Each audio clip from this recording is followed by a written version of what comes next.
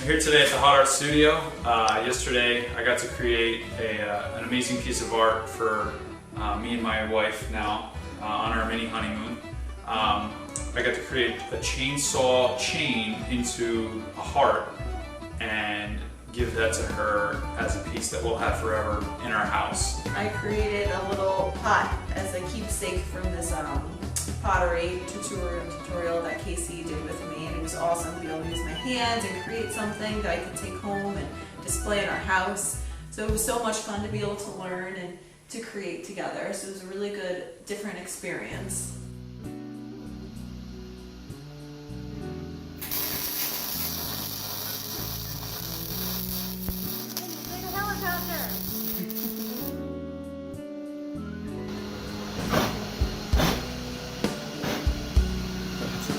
Alright, I'm at Hot Art Studios, and Casey's been awesome. I have zero welding experience, and I'm putting together a helicopter here.